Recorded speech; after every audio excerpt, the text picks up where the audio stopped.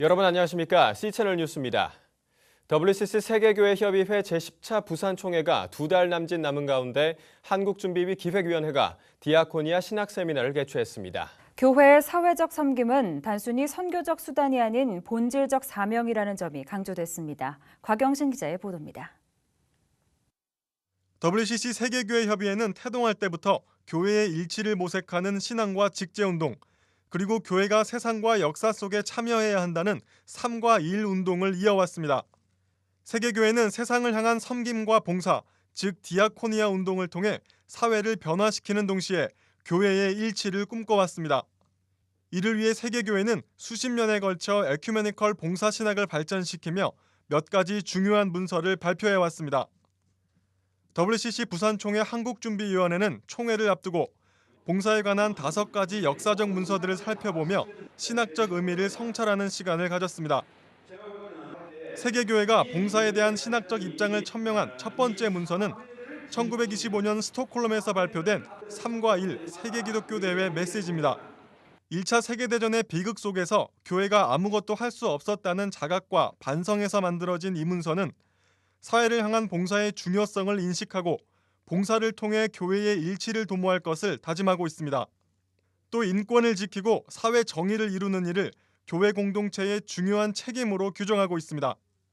어려움을 당한 사람 잠깐 도와주는 게 아니라 우리가 사는 사회에 대한 총체적인 책임을 교회 디아코니아가 져야 된다 하는 그 시적인 디아코니아 개념을 이때 이미 이후 발표된 디아코니아 문서들도 봉사에 관한 세계교회의 관점을 한 단계씩 끌어올리는 데 기여했습니다. 1966년 교회 간 원조 세계대회 요약보고는 디아코니아가 단순한 원조가 아니라 사회구조를 바람직하게 변화시키는 것이라고 선언하고 있습니다. 1986년 라나카 선언 역시 정치적 억압, 경제 불의 등에 맞서는 것을 예언적 봉사라고 규정하며 적극적인 사회 참여를 강조하고 있습니다. 이듬해 발표된 나눔의 가이드라인 문서는 봉사의 수혜자와 시혜자의 구분을 없애고 전 세계가 동반자적 관계로서 연대할 것을 제안하고 있습니다. 가장 최근의 디아코니아 문서는 2012년에 발표된 21세기 봉사의 신학적 근거로 신자유주의 경제체제로 양극화가 심해지고 민주주의, 생태와 기후 등이 위기에 처한 오늘날의 상황을 반영하고 있습니다. 문서는 디아코니아를 하나님의 선교로 바라보고 교회가 세상을 향한 하나님의 비전을 성취하는 데 참여해야 한다고 강조하고 있습니다. 또 봉사를 서구 중심이 아닌 세계의 변방과 남반구의 관점에서 바라봄으로써 보다 근원적이고 심층적인 디아코니아 정신에 다가갈 것을 제시하고 있습니다.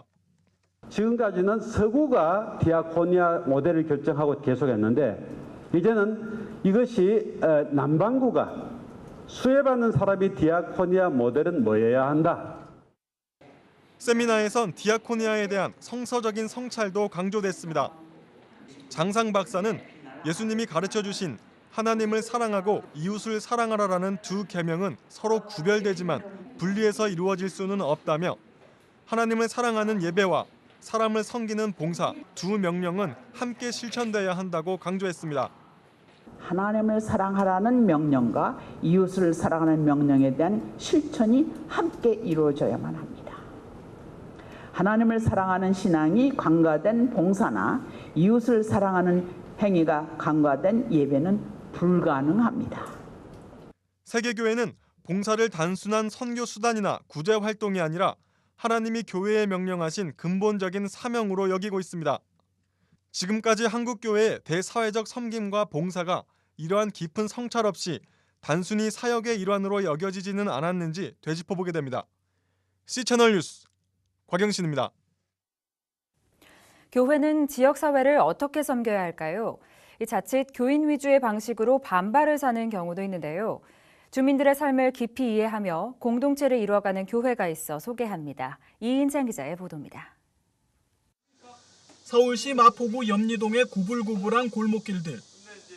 예전에는 해걸음만 되면 이 동네 여성과 아이들은 골목이 무서워 밖으로 돌아다니기 어려웠습니다. 실제 범죄로 이어지는 경우도 꽤 있었던 것으로 전해지고 있습니다. 그랬던 염리동 골목이 바뀐 것은 지난해 10월. 지역 주민들과 서울시가 범죄 예방 디자인을 활용해 이른바 소금길로 바꾸면서 골목은 완전히 변화했습니다. 골목에 들어선 69개 가로등이 길을 비추고 가로등에 붙은 고유번호는 위험을 쉽게 알릴 수단이 되고 있습니다. 곳곳에 설치된 CCTV와 벨을 눌러 도움을 요청할 수 있는 지킴이 집도 안전에는 큰 도움이 됩니다. 무엇보다 골목을 따라 그려진 노란 점선은 기피 대상이었던 골목길을 훌륭한 워킹 코스로 바꾸어 놓았습니다. 청소년들이 모여 흡연을 하던 작은 공터에는 운동기구들도 설치됐습니다. 특히 전문가와 주민들이 직접 다양한 그림과 색채로 골목을 꾸미면서 자연스럽게 범죄 심리를 위축시키는 효과를 거두고 있습니다. 아이들의 그림은 참는 이들의 마음에 미소를 남깁니다. 보기도 좋고 그림 같은 거 이런 거 다 해놓으니까 좋고 또 안내 표시도 군데군데 있고 딱 결정적인 게 굉장히 무서운 지역이잖아요. 근데 지금은 중간중간에 이거 위급 비상벨이 있어요. 재개발 지역으로 어둠침침했던 이곳 염리동 골목이 바뀐 것은 주민 전체와 지자체가 함께 힘을 모았기에 가능했습니다. 특별히 주민자치위원장으로 마을 개선 사업에 앞장선 한 지역 목회자의 노력이 컸습니다. 아름다운 교회 홍성택 목사는 아프리카 잠비아에서 11년간 선교사로 사역하다 2008년 이곳 염리동에 교회를 개척했습니다. 지역사회와 함께하는 목회 패러다임을 꿈꿨던 홍 목사는 자연스럽게 주민자치위원으로 활동하게 됐고 2011년부터 지금까지 자치위원장으로 섬기며 마을을 위한 다양한 시도를 해오고 있습니다. 목사이기 때문에 주민들이 어떤 생각을 할까 처음엔 염려는 했지만 그곳에서 사회의 일원으로서 그들하고 똑같이 지역사회를 위한 일을 하면 그들도 같이 이렇게 함께 하면서도 존경하는 것을 봤어요. 가는 데마다 목사님이라고 그러고. 현재 홍 목사와 지역 주민들은 주민센터 2층에 카페를 운영해 매달 600만 원이나 되는 매출을 거둬 마을을 위해 사용하고 있습니다. 장서가 11,000여 권에 이르는 마을 문고도 매월 1,000권 이상의 책을 무료로 대여하고 있습니다. 섬기는 자원봉사자들은 물론 이곳 주민들입니다. 근래에는 소금배가 드나들던 염리동의 옛 특성을 살려 고급 천일염 판매 사업을 시작했고 마을 공동체 공간을 위한 폐건물 리모델링 사업도 추진하고 있습니다. 이 같은 노력은 경제 공동체를 이루고자 하는 또 다른 도전이 되고 있습니다. 홍성택 목사님이 위원장 하실 때 하시기 전에는 주민자치위원 모집에도 안 들어왔습니다. 하시다 보니까 결국은 한 2대1이 경쟁이 넘었어요. 그 정도로 좀 주민 참여가 많다는 얘기죠. 그런데 이제 주민자치위원회에서 주민들과 같이 하면서 그 호응도가 있으니까 주민들이 돕겠다는 마음으로 와서 자기들이 일부러 와요. 손님들 일부러 데려오고 아파트에서 일부러 와서 먹고 그러다가 보니까 장사가 이제 잘 돼서 염리동 소금길이 유명세를 타면서 올해에만 공식적으로 약 3,000명이 이곳을 탐방하는 등 전국적인 관심을 모으고 있습니다. 홍성택 목사는 교회 이름이나 목회자의 권위를 내려놓고 주민의 일원으로 함께할 때 지역 구성원들의 공감과 참여를 이끌어낼 수 있었다고 이야기하고 있습니다. 지역교회의 섬김에 시사하는 바가 커 보입니다. C채널 뉴스 이인창입니다. 심각한 인권 유린 상태에 있는 북한 주민들을 위해 한국교회가 함께 기도하며 실질적인 인권 개선에 나서자는 취지의 북한인권 한국교회연합이 창립됐습니다. 북한인권 한국교회연합 창립대회에서 상임대표 이종윤 목사는 약자를 돌보는 것은 하나님의 형상을 닮은 인간이 마땅히 해야 할 일이라며 단체 창립의 취지를 밝혔습니다. 이 목사는 또 하나님은 정의의 하나님이라며 약자를 돌보지 않는 것은 단순히 긍휼이 결여된 것이 아니라 정의를 모독하는 것이라고 강조했습니다. 창립대회 참가자들은 창립 성명서에서 동족이 겪는 참혹한 고통을 중단시키기 위해 할 수 있는 일을 해야 한다며 한국교회가 앞장서서 이 일에 나서야 한다고 강조했습니다. 북한인권 한국교회연합은 북한교회 세우기연합, 북한인권 국제연대, 기독북한인연합 등 북한인권 기독단체들이 참여하고 있습니다. 단체는 탈북난민 북송 저지운동, 북한인권법 제정을 위한 행동, 국내외 탈북민 지원활동 등 다양한 활동을 펼칠 예정입니다. 대북 인도적 사업에 앞장섰던 이운고 전 대한적십자사 총재가 향년 84세의 나이로 별세했습니다. 한산이시 대종회는 지난 1일 이운고 전 대한적십자사 총재가 지난달 30일 미국 하와이 퀸스 병원에서 급한으로 세상을 떠났다고 밝혔습니다. 지난 2004년 1월 대한적십자사 총재로 취임한 이 전 총재는 대북 인도적 사업을 적극적으로 펼쳤으며 2007년에는 북한 결핵 어린이 돕기 범국민운동본부 총재를 맡아 대북 사업을 이어왔습니다. 한산이시 대종회 사무국에 마련된 분향소를 방문한 유중근 대한적십자사 총재는 이웅고 전 총재님이 신앙심이 깊은 분이셨다면서 참으로 안타깝지만 위안이 되는 것은 돌아가시기 전 이산가족 상봉 소식을 들으셨다는 것이라며 유가족들을 위로했습니다. 이웅고 전 총재의 추모 예배는 오늘 12일 서울 YMCA 대강당에서 열릴 예정이며 장례식은 미국 하와이 현지에서 진행됩니다. 사랑의 교회 고 옥하는 원로 목사의 3주기 추모 예배가 사랑의 교회 안성수양관에서 개최됐습니다. 추모 예배 영상 설교에서 고 옥하는 목사는 많은 성도들이 입으로는 예수를 믿는다고 하지만 실제 삶에서 변화를 경험하지 못하고 있다며 하나님 나라의 시민권자로서 땅의 일을 걱정하는 사람들이 아닌 모든 신앙의 중심이 하나님이 되는 그리스도인이 돼야 한다고 전했습니다. 분당 우리교회 이찬수 목사는 옥 목사님이 생전에 교인들의 건강과 자녀들을 걱정해 주셨다면서 그럼에도 불구하고 옥 목사님은 건강과 가정을 희생시키며 목회와 사역을 위해 살아오셨다고 추모사를 전했습니다. 사랑의 교회 김효은 은퇴장로는 옥 목사님은 진정 교회를 사랑했던 목회자였다면서 교회에 유익한 것은 수용하셨고 교회에 해로운 것은 자신을 비롯해 모든 것을 자르셨다고 전했습니다. 한편 함께 진행된 제1회 은보상 시상식에서는 서울 신일교회, 청주 꿈이 있는 교회, 통영 한우리교회가 목회부문 수상교회로 선정됐으며 학술 부문에는 심사 결과 적합한 논문이 없어 수상자가 없었습니다.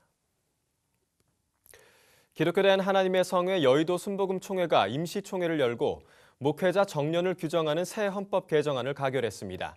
총회는 현재 교단 헌법에 명시돼 있지 않는 목회자 정년을 만 75세로 규정하고 교회가 원할 경우 이를 연장할 수 있도록 만장일치 결의했습니다.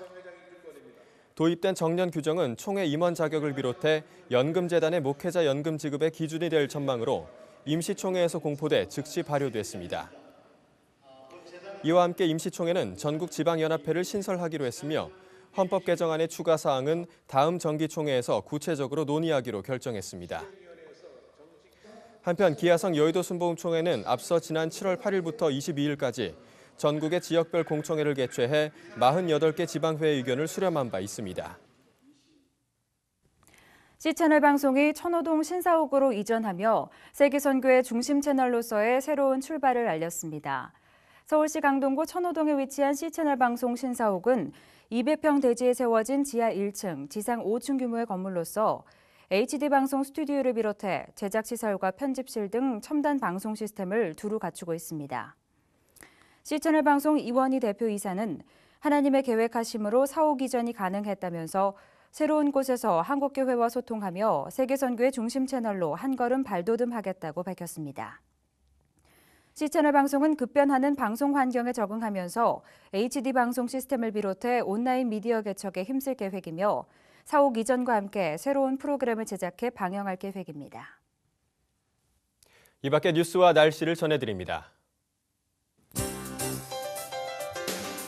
서울신학대학교 유석성 총장이 제17대 총장으로 재취임했습니다. 서울 YMCA가 오늘 우리의 모습, 우리의 자화상이라는 주제로 제16회 청소년 영상 페스티벌을 개최합니다. 신천지 문제를 심층적으로 파헤친 연구보고서 한 권으로 끝내는 신천지 비판이 책으로 출간됐습니다.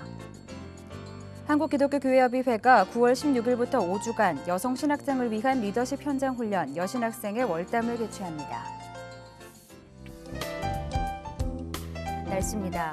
전국적으로 맑은 날씨가 이어지는 가운데 동해안에는 오후 한때 비가 조금 오는 곳이 있겠습니다. 당분간 전국 대부분 지방에서 낮과 밤의 기온차가 클 것으로 보이는데요. 건강관리에 각별히 유의하셔야겠습니다. 아침 기온은 대전, 춘천 16도를 기록하겠습니다. 낮 최고 기온은 서울 28도, 대구 29도까지 오르겠습니다. 바다의 물결은 제주 남쪽 먼바다에서 2에서 5m로 매우 높게 일겠습니다. 주간 날씨입니다. 이번 주는 대체로 맑은 날씨가 이어질 전망입니다. 다만 목요일에는 제주에, 금요일에는 전국에 가을비가 내리겠습니다. 뉴스를 마칩니다. 시청해주신 여러분 고맙습니다.